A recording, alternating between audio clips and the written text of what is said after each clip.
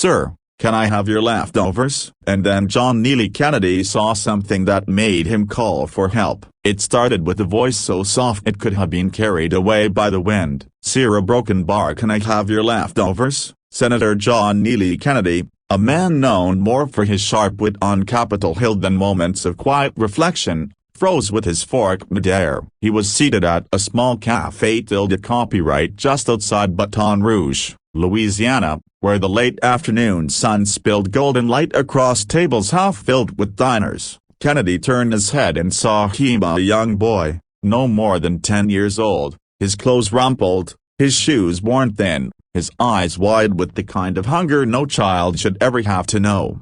The boy wasn't begging for money. He wasn't trying to sell anything. He was simply asking for something that most people scrap into the trash at the end of a meal: leftovers. For a man who had walked the halls of power, who had heard testimony from generals and CEOs, Kennedy admitted later that no moment had ever gripped his heart so tightly. He put down his fork, looked at the boy, and asked softly, "Where's your mom and dad, son?" The boy hesitated, glancing toward the street corner where his younger sister sat on the curb, her tiny arms wrapped around herself. "Their mother," he explained, "worked 2 jobs but still struggled to keep food on the table. Some nights, dinner was nothing more than a slice of bread shared between the 3 of them." Kennedy wasn't just a senator in that moment, he was a man face to face with the painful reality of hunger in America. He invited the children to sit down. The waiter, noticing the situation, quietly brought extra plates. Soon the table was filled with warm food: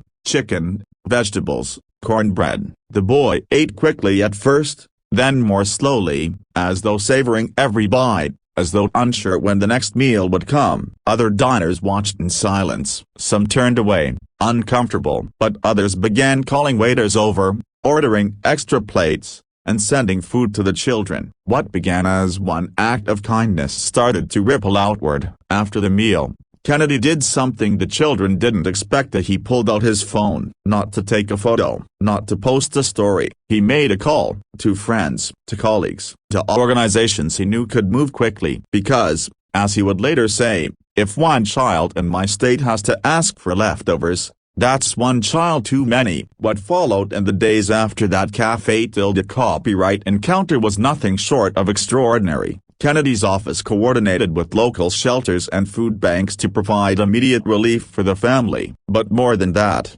the senator began pushing forward renewed conversations about child hunger and food insecurity in Louisiana, a problem often hidden in plain sight.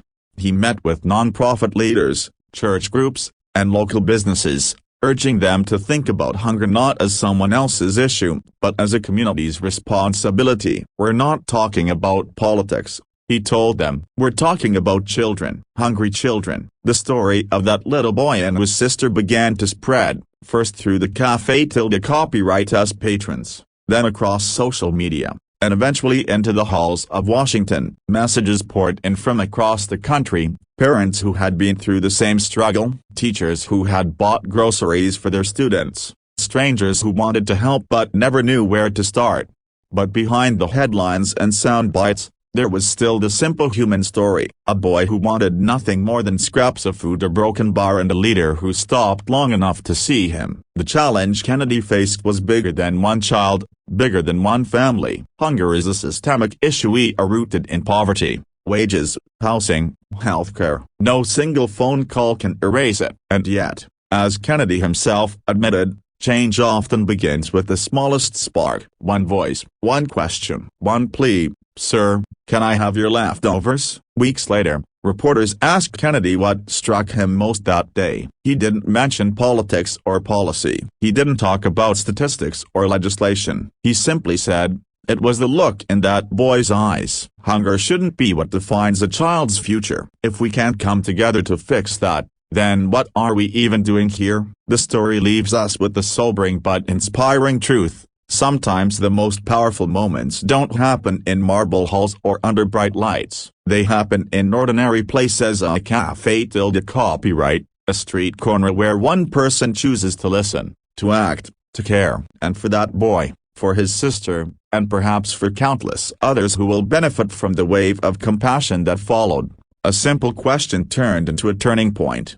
Because sometimes, leftovers aren't just food. Sometimes, they're the beginning of hope.